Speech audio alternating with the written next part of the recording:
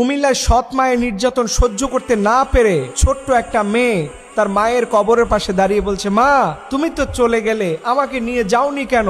এই পৃথিবীর কষ্ট আমার আর সহ্য হয় না। দেখেন এই কথার ওজন কত, এটার ওয়েট কি আপনি বুঝেন? আপনি কি বুঝেন একটা ছোট্ট মেয়ে কতটা কষ্ট পেলে পরে তার মায়ের কাছে গিয়ে সে তার কষ্টের কথা বলে? আমি ওই ভাইদেরকে, আমি ওই পিতাদেরকে বলবো যারা দ্বিতীয় বিয়ে করে প্রথম সন্তানদেরকে ভুলে যান, অথবা প্রথম স্ত্রী মারা গেছে দ্বিতীয় স্ত্রীকে নিয়ে পড়ে আছেন, প্রথম ঘরের সন্তানদের দেখেন না।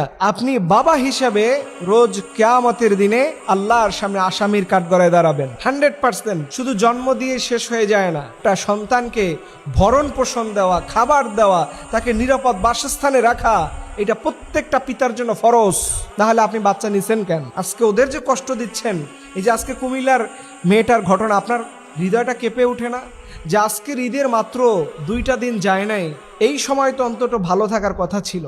কিন্তু বাস্তবিক অর্থে আমাদের সমাজে এরকম হাজারো মেয়ে আছে, যেটা ফেসবুকে আসে আমরা জানতে পারি, কিন্তু হাজারো এরকম ছোট্ট সোনামণির আছে যারা মা মরে গেলে পরে বুঝতে পারে পৃথিবীটা আসলে কতটা কঠিন। এইরকম বাবা যারা আছেন, আমি আপনাদেরকে হাইলি অনুরোধ করব, এই ছোট্ট সন্তানের প্রতি যদি আপনি অনাচার করেন, জুলুম করেন, অত্যাচার করেন, আপনার এই সন্তানদের প্রতি যদি আপনি অবহেলা করেন, তাকে খাবারে কষ্ট দেন, খোঁজ খবর নেন না, দ্বিতীয় স্ত্রী যা বলে সেটাই শুনে নেন, প্রিয় ভাইরা, এটা করতে যাবেন না, আপনার জন্য বিপদ হয়ে যাবে। আজকে আমাদের সমাজের এইগুলো দেখার মতো কেউ নাই। অনেক জায়গায় দেখবেন বাপ দ্বিতীয় বিয়ে করে প্রথম ঘরের সন্তানদের খোঁজ খবর নেয় না।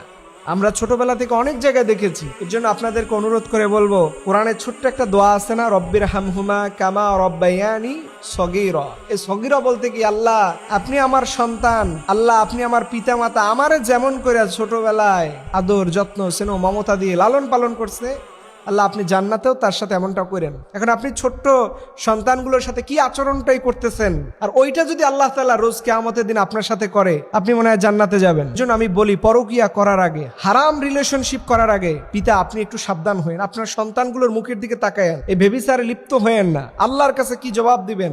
এই ছোট্ট সন্তানগুলো আপনার কারণে ক্ষুধার যন্ত্রণায় নিপীড়ন, কষ্ট, জ্বালা সহ্য করতে করতে ওরা যখন বড় হবে, আল্লাহর কাছে আপনি অবশ্যই অপরাধী হবেন। আর আল্লাহর কাছে যারা অপরাধী হবে তারা কোথায় যাবে আপনি ভালো করেই বুঝতে পারতেছেন। রব্বুল আলামিন যেন প্রত্যেকটা পিতাকে তার সন্তানের প্রতি সঠিক দায়িত্ব পালন করার তৌফিক দান করে। সুবহানাল্লাহ, আমিন।